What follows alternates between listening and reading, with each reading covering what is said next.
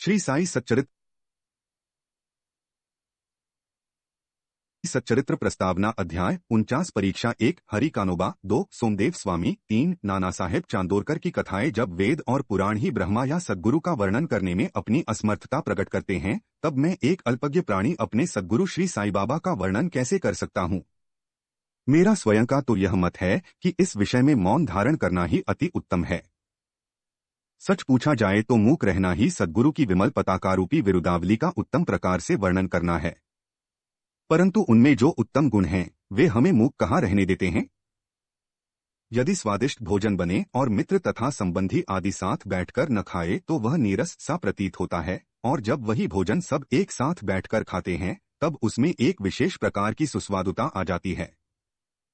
वैसी ही स्थिति साई लीलामृत के संबंध में भी है। इसका एकांत में रसास्वादन कभी नहीं हो सकता। यदि मित्र और पारिवारिक जन सभी मिलकर इसका रस लें तो और अधिक आनंद आ जाता है। श्री साई बाबा स्वयं ही अंतःप्रेरणा कर अपनी इच्छानुसार ही इन कथाओं को मुझसे वर्णित करा रहे हैं। इसलिए हमारा तो केवल इतना ही कर्तव्य है कि अनन्य भाव से उनके शरणागत होकर उनका ही ध्यान करें। तपसाधन, तीर्थ यात्रा, व्रत एवं यज्ञ और दान से हरिभक्ति श्रेष्ठ है और सद्गुरु का ध्यान इन सब में परम श्रेष्ठ है। इसलिए सदैव मुख से साई नाम का स्मरण कर, उनके उपदेशों का निधिध्यासन एवं स्वरूप का चिंतन कर हृदय में उनके प्रति सत्य और प्रेम के भाव से समस्त चेष्टाएं उनके ही निमित्त करनी चाहिए। भवबंधन से मुक्त होने का इससे उत्तम साधन और कोई नहीं। यदि हम उपर्युक्त विधि से कर्म करते जाएं तो साई को विवश होकर हमारी सहायता कर हमें मुक्ति प्रदान करनी ही पड़ेगी। अब इस अध्याय की कथा श्रवण करें। हरि कानोबा। बंबई के हरि कानोबा नामक एक महानुभाव ने अपने कई मित्रों और संबंधियों से साई बाबा की अनेक लीलाएं सुनी थीं, परंतु उन्हें विश्वास ही न होता था, क्योंकि वे संशयालु प्रकृति के व्यक्ति थे। अविश्वास उनके हृदयतल पर अपना आसन जमाए हुए था। वे स्वयं बाबा की परीक्षा करने का निश्चय करके अपने कुछ मित्रों सहित बंबई से शिरडी आए। उन्होंने सिर पर एक जरी की पगड़ी और पैरों में नए सैंडल पहन रखे थे। उन्होंने बाबा को दूर से ही देखकर उनके पास जाकर उन्हें प्रणाम तो करना चाहा, परंतु उनके नए सैंडल इस कार्य में बाधक बन गए। उनकी समझ में नहीं आ रहा था कि अब क्या किया जाए। तब उन्होंने अपने सैंडल मंडप के एक सुरक्षित कोने में रखे और मस्जिद में जाकर बाबा के दर्शन किए। उनका ध्यान सैंडलों पर ही लगा रहा। उन्होंने बड़ी नम्रतापूर्वक बाबा को प्रणाम किया और उनसे प्रसाद और उदी प्राप्त कर लौट आए। पर जब उन्होंने कोने दृष्टि डाली तो देखा कि सैंडल तो अंतर्धान हो चुके हैं। पर्याप्त छानबीन भी व्यर्थ हुई और अंत में निराश होकर वे अपने स्थान पर वापस आ गए। स्नान, पूजन और नैवेद्य आदि अर्पित करके वे भोजन करने को तो बैठे, परंतु वे पूरे समय उन सैंडलों के चिंतन में ही निमग्न रहे। भोजन कर मुंह हाथ धोकर जब वे बाहर आए तो उन्होंने एक मराठा बालक को अपनी ओर आते देखा, जिसके हाथ में डंडे के कोने पर एक नए सैंडलों को जोड़ा लटका हुआ था। उस बालक ने हाथ धोने के लिए बाहर आने वाले लोगों से कहा कि बाबा ने मुझे यह डंडा हाथ में देकर रास्तों में घूम घूम कर हरि के बेटा जरी का फेंटा की पुकार लगाने को कहा है, तथा जो कोई कहे कि सैंडल हमारे हैं, उससे पहले यह पूछना कि क्या उसका नाम हरि और उसके पिता का क अर्थात कानोबा से है। साथ ही यह भी देखना कि वह जरीदार साफा बांधे हुए हैं या नहीं, तब इन्हें उसे दे देना।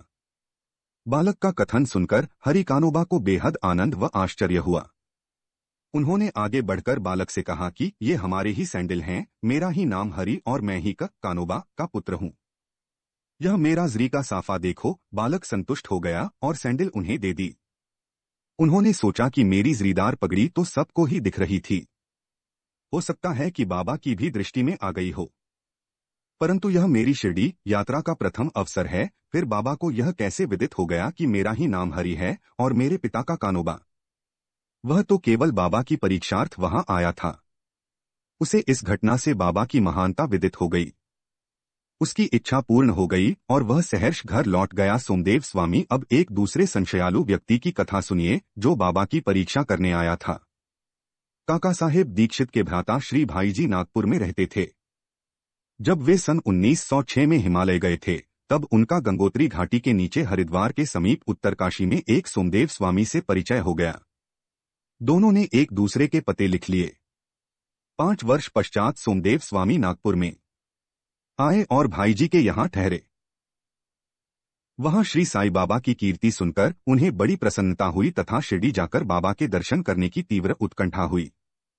मनमाड़ और कोपरगांव निकल जाने पर वे एक तांगे में बैठकर शिरडी को चल पड़े। शिरडी के समीप पहुंचने पर उन्होंने दूर से ही मस्जिद पर दो ध्वज लहराते देखे। सामान्यतः देखने में आता है कि भिन्न भिन्न संतों का बर्ताव, रहन सहन और बाह्य सामग्रियां प्रायः भिन्न प्रकार की रहा करती हैं, परंतु केवल इनसे ही संतों की योग्यता का आकलन कर लेना बड़ी भूल है। सोमदेव स्वामी कुछ भिन्न प्रकृति के थे। उन्होंने जैसे ही ध्वजों को लहराते देखा तो वे सोचने लगे कि बाबा संत होकर इन ध्वजों में इतनी दिलचस्पी क्यों रखते हैं? क्या इससे उनका संतपन प्रकट होता है? ऐसा प्रतीत होता है कि यह संत अपनी कीर्ति का इच्छुक है। अतएव उन्होंने शिरडी जाने का विचार त्याग कर अपने सहयात्रियों से कहा कि मैं तो वापस लौटना चाहता हूं। तब वे लोग कहने लगे कि फिर व्यर्थ ही इतनी दूर क्यों आए?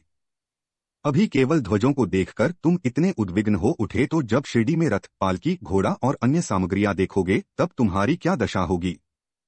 स्वामी को अब और भी अधिक घबराहट होने लगी और उसने कहा कि मैंने अनेक साधु संतों के दर्शन किए हैं, परंतु यह संत कोई निराला ही है जो इस प्रकार ऐश्वर्य की वस्तुएं संग्रह कर रहा है। ऐसे साधु के दर्शन न करना ही उत्तम है। ऐसा कहकर वे वापस लौटने लगे। तीर्थयात्रियों ने प्रतिरोध करते हुए उन्हें आगे बढ़ने की सलाह दी और समझाया कि तुम यह संकुचित मनोवृत्ति छोड़ दो। मस्जिद में जो संत हैं वे इन ध्वजाओं और अन्य सामग्रियों या अपनी कीर्ति का स्वप्न में भी सोच विचार नहीं करते।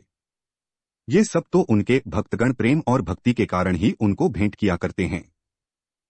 अंत में वे शिरडी जाकर बाबा के दर्शन करने को तैयार हो गए। मस्जिद के मंडप में पहुंचकर तो वे द्रवित हो गए। उनकी आंखों से अश्रुधारा बहने लगी और कंठ रुंध गया।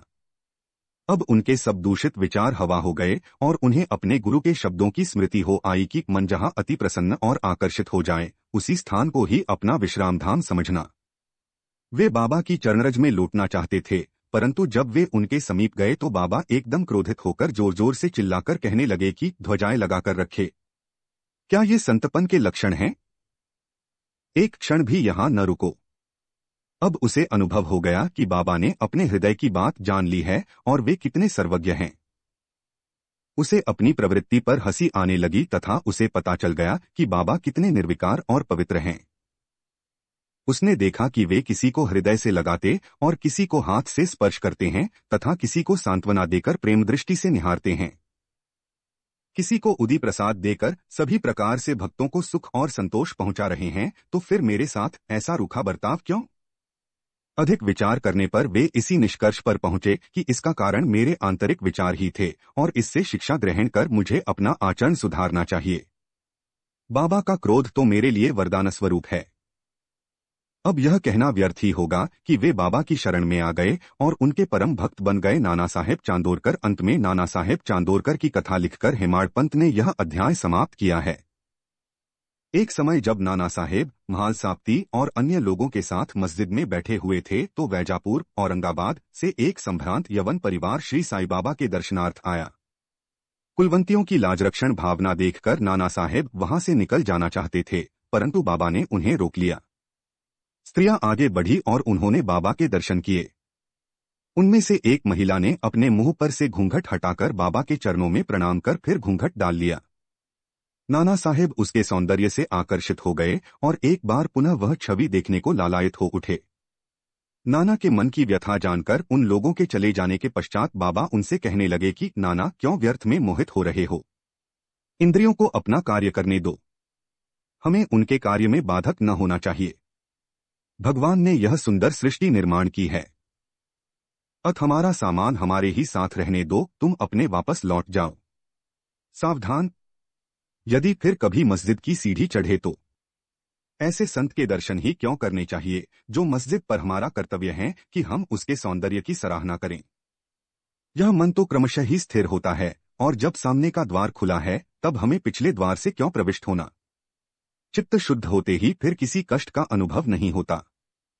यदि हमारे मन में कुविचार नहीं है तो हमें किसी से भयभीत होने की आवश्यकता नहीं। नेत्रों को अपना कार्य करने दो। इसके लिए तुम्हें लज्जित तथा विचलित न होना चाहिए। उस समय श्यामा भी वहीं थे। उनकी समझ में न आया कि आखिर बाबा के कहने का तात्पर्य क्या है। इसलिए लौटते समय इस विषय में उन्होंने नाना से पूछा। उस परम सुंदरी के सौंदर्य को देखकर जिस प्रकार वे मोहित हुए तथा यह व्यथा जानकर बाबा ने इस विषय पर जो उपदेश उन्हें दिए, उन्होंने उसका संपूर्ण वृतांत उनसे कहकर श्यामा को इस प्रकार समझाया। हमारा मन स्वभावत ही चंचल है, पर हमें उसे लंपट न होने देना चाहिए। इंद्रियां चाहे भले ही चंचल हो जाए, परंतु हमें अपने मन पर पूर्ण नियंत्रण रखकर उसे अशांत न होने देना चाहिए। इंद्रियां तो अपने विषय पदार्थों के लिए सदैव चेष्टा किया ही करती हैं, पर हमें उनके वशीभूत होकर उनके इच्छित पदार्थों के समीप न जाना चाहिए। क्रमशः प्रयत्न करते रहने से इस चंचलता को नियंत्रित किया जा सकता है। यद्यपि उन पर पूर्ण नियंत्रण संभव नहीं है, तो भी हमें उनके वशीभूत न होना चाहिए। यदि हम में किसी प्रकार के कुविचार न आए तो इसमें लज्जा और भय की आवश्यकता ही क्या है। यदि मन को निरीक्ष बनाकर ईश्वर के सौंदर्य को निहारो तो इंद्रियां सहज और स्वाभाविक रूप से अपने वश में आ जाएंगी और विषयानंद लेते समय भी तुम्हें ईश्वर की स्मृति बनी रहेगी। यदि उसे बाह्य इंद्रियों के पीछे दौड़ने तथा उनमें लिप्त रहने दोगे तो तुम्हारा जन्म मृत्यु के पाश से कदापि छुटकारा न होगा। अपने हाथ में लेकर इंद्रिय रूपी घोड़ों विष्णुपद की प्राप्ति करा देगा, जो हमारा यथार्थ में परम सत्यधाम है, और जहाँ गया हुआ प्राणी फिर कभी यहाँ नहीं लौटता। श्री सद्गुरु साईनाथार्पण मस्तु। शुभम भवतु। विषयपदार्थ इंद्रियों को सदा पथभ्रष्ट करने वाले होते हैं, अतएव हमें विवेक को सारथी बनाकर मन की लगा